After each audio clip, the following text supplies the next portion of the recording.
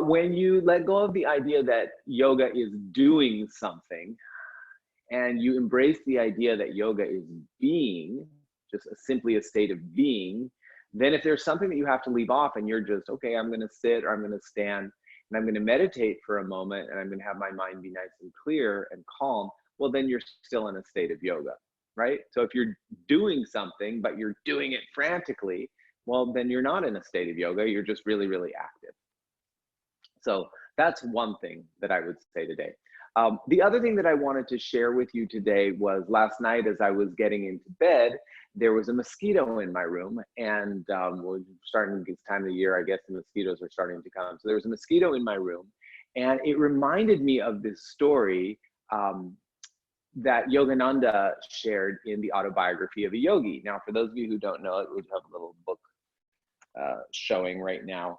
This is a very large print copy of it. But it's called The Autobiography of a Yogi. The author is Paramahansa Yogananda. And if you are interested in the history of yoga, and particularly the history of yoga in the 20th century and how it got to the United States, well, you could not read a more important book than that. It is truly one of the most significant spiritual books of the 20th century. It is an unbelievable, unbelievable read. It's an adventure story. It's a fantasy story. It's just, it's an incredible book. And I believe that it also is imbued with quite a lot of energy. You actually can receive quite a lot of connection and download simply from reading this book. But one of the stories in this book is when he's a young man in India, living with his teacher, his guru, who was named Sri Yukteswar. He's trying to meditate, and he keeps getting attacked by mosquitoes. He just can't, get into his meditation because there's too many mosquitoes biting him all the time.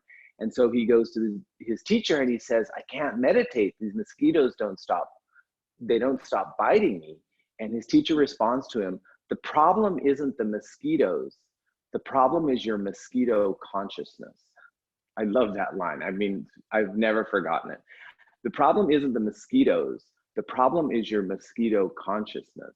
The problem is that you're focusing on something that you don't want to experience. Now, granted, it is difficult not to focus on a mosquito when you're being bitten and it's stinging. It's difficult not to focus on a quote unquote reality that is so present that it's got you quarantined and wearing masks every time you go outside of your house.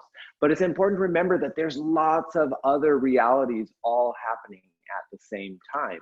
So we can focus on something, we can take our consciousness and focus on that thing that we really, really don't want, or we can try and move our consciousness in the direction of things that are more pleasing and more soothing to us. If we're just going to constantly be focusing on the things that we don't want because they are so strong and so present in our experience, then we're just going to continually be on the roller coaster of life. And that's just how it goes. When something good's happening, you're really happy. When something bad's happening, you're really mad. And it's up and down, up and down, up and down, and life always feels like it's out of your control. That's the point that his teacher was trying to give to him. If your consciousness is focused on that, then you will be experiencing that.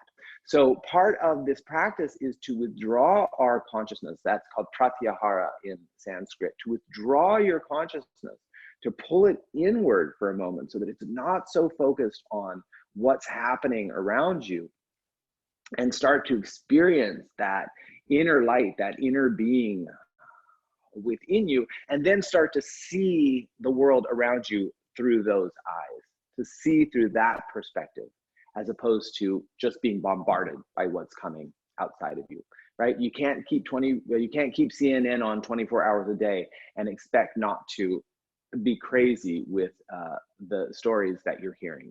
So we need to withdraw our attention just a little bit and start to shift our focus, switch our consciousness away from mosquito consciousness and into enlightenment consciousness, or into joy consciousness, or into appreciating my body consciousness, or into appreciating blue skies and chirping birds consciousness, right?